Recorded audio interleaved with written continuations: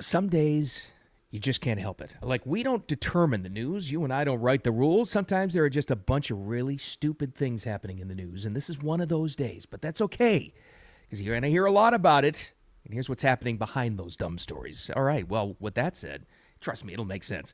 Thanks for finding Wicked Radio. I'm Bill Adams, and the audio podcast will be available to you about 9 a.m. Lives on a replay here, all that good stuff. You know the deal. Download, like, follow, notifications on, whatever. Let's get to the good stuff. And again, thanks for being here. I appreciate you. Happy Wednesday, by the way. Captain America doesn't seem to like America too much. This is the first dumb story to talk about today. But then there's also a really, really dumb media approach about these egg prices that's happening that seemed to get cleared up in a really impressive press secretary debut yesterday.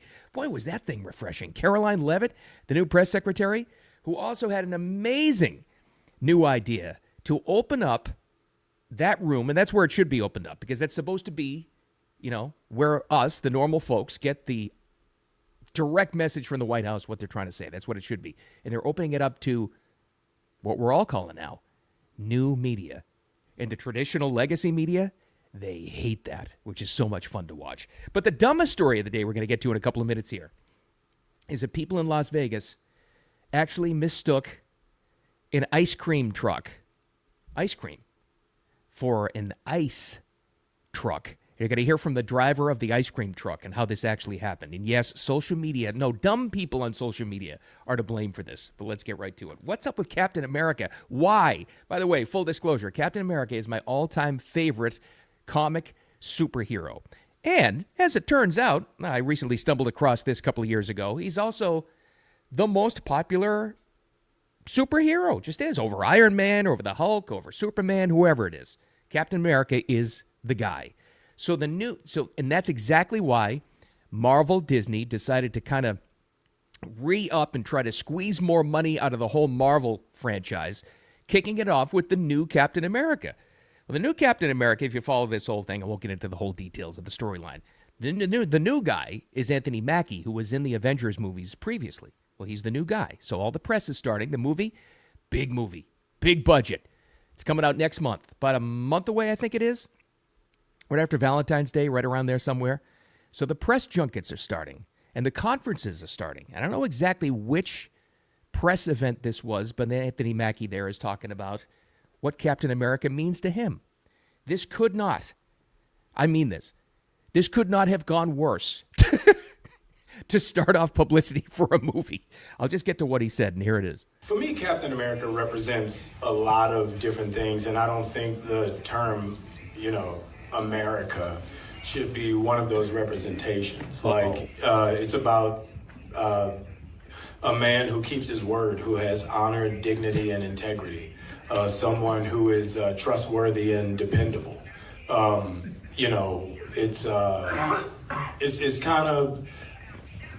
This is kind of like an aspect of a dream coming true, Yikes. Okay. Implying that Captain America represents a lot of things, and in his mind, as he explained right there, America ain't one of them, or what he sees America being right now. I'm actually at a point now where I feel sorry for the Disney executives. I mean, honest to God, I really am. Because how do you deal with this at this point? They're sitting in some boardroom right now going, oh my God, no, he didn't. We thought he was the solid one. We could depend on him. We just dealt with the Rachel Ziegler chick. Oh, we just unraveled that thing. Now we got to deal with him. Oh my God. Because it's a $250 million budget. Plus advertising, what they went into this thing to try to get the word out there about it, Captain America. And it'll still be big. But the backlash is already underway. If there's one character, one that you shouldn't disparage, because you know how much patriotism is happening in this country right now. That's the one guy that you shouldn't take a dump on. In fact, let me go. Somebody had told me about this yesterday when we were talking about it. And this friend of mine had said, boy, that's the exact opposite. Did you know that Stan Lee's favorite character was Captain America? I said, I did not know that. So I looked it up and I said, I wonder what some of the quotes are about Captain America that Stan Lee had actually said. So I found a couple for you. You ready? Stan Lee, the creator of the character, who wrote the guy, who created him and brought him into existence. Here's what Stan Lee said about Captain America. Captain America is kind of an all-American boy. He's like the essence of America. He's the one who would do the right thing no matter what. Doing the right thing no matter what, the essence of America. In other words, Stan Lee, that's what America's all about. Anthony Mackie represents a lot of things. America ain't one of them. I can't. They can't help themselves. They can't, like, honest to God, the next Disney Marvel franchise movie, just don't have your actors talk. Just don't talk. Make your money, get it out there, have everybody watch the movie, then years later, if you want to talk about how you feel about it, you go right ahead. They can't help themselves. It's just amazing to me. Trust me, though, because we saw the reaction to Rachel Ziegler saying pretty much that she doesn't want men watching the movie and kill the patriarchy and all this other crap. Disney's in a bit of a marketing panic right now. They're going to try to unravel this thing as fast as they possibly can. Like I said, I actually feel sorry for him. I wouldn't want that job. I really wouldn't. I also wouldn't want this job. But how refreshing was this? Did you check out the new... I wouldn't expect anybody to actually sit down and watch live any kind of a press briefing from the White House. I don't think I ever have live, but we all get the clips, right? And it's an important job. This is where we get the direct message from whoever, whatever administration is in the White House currently, and it's really, really important. This is why everybody, and I'm in the front of that line, says this is why it's so important to have a free press.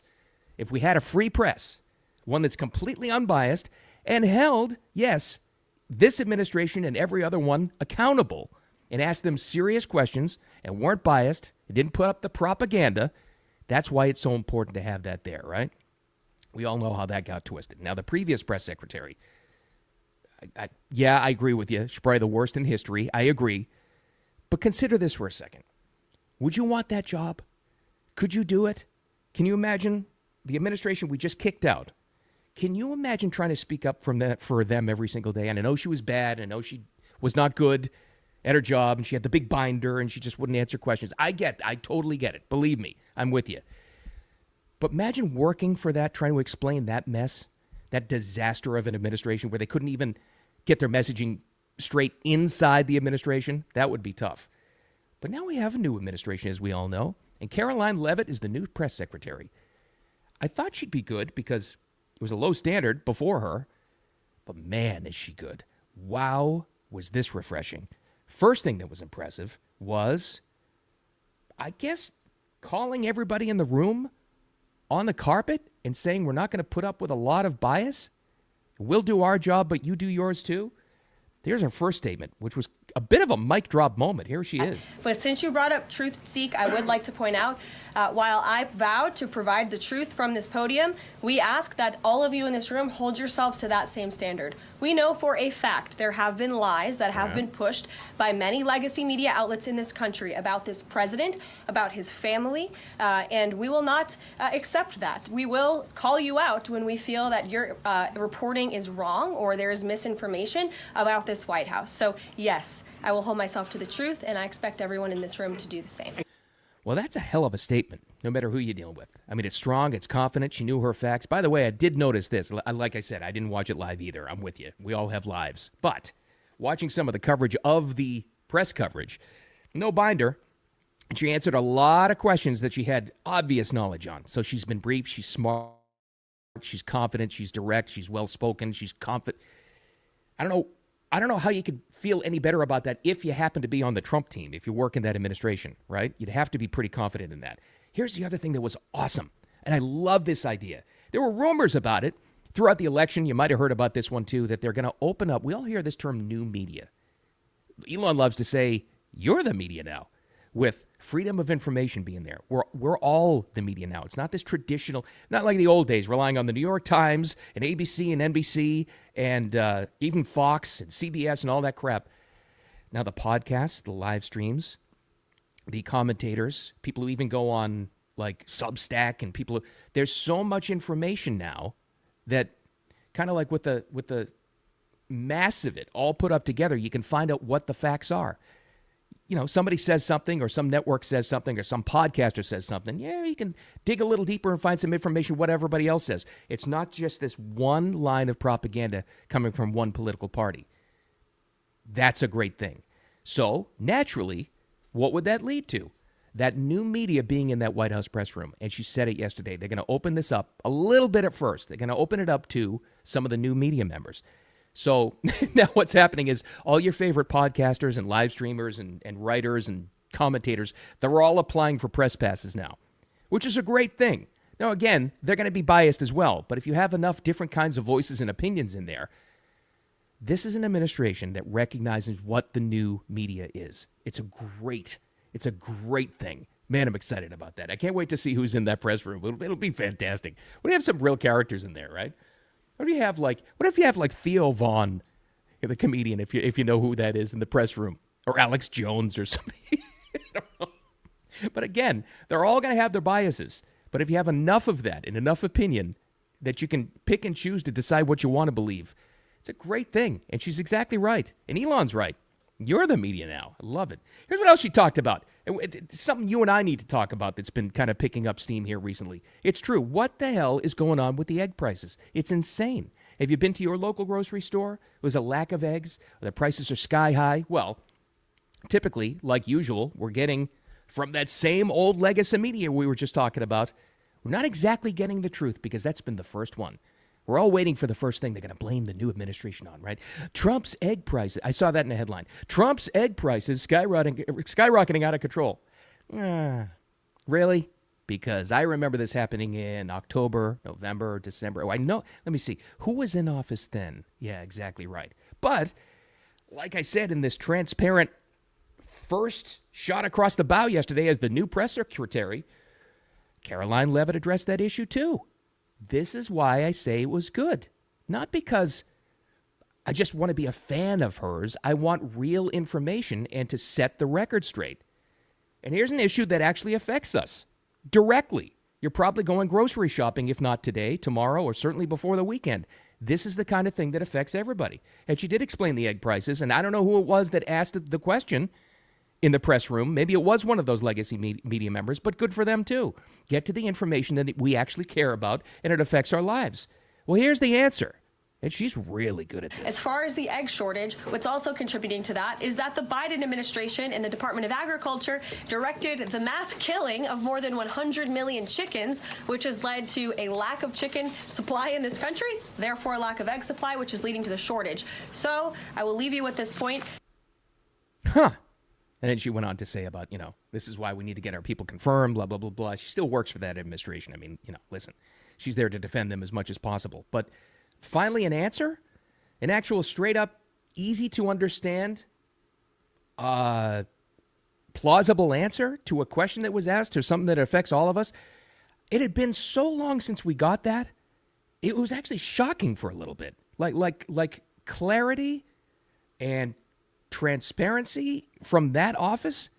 I get it. It's only her first day. It was only her first press briefing. But yeah, give me more of that. And I hope that when they do talk about these new media members who will get seats in that press room, which is just an awesome, awesome thing, I hope they do hold her accountable.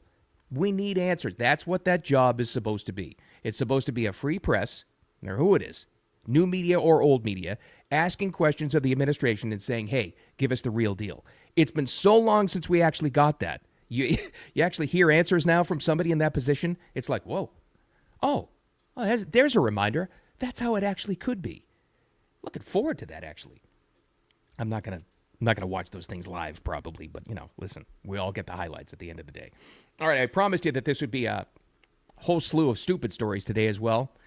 This is the dumbest one so far of our new year, 2025. Now, we all know about the ICE raids happening in and out of our community. And here's the first part of the stupid story. The misinformation that's out there, usually from just people who concocted something in their heads and they get it out there, like the entire thing. There's been no children ripped away from families yet. That just hasn't happened, despite your crazy brainwashed aunt who put it on Facebook.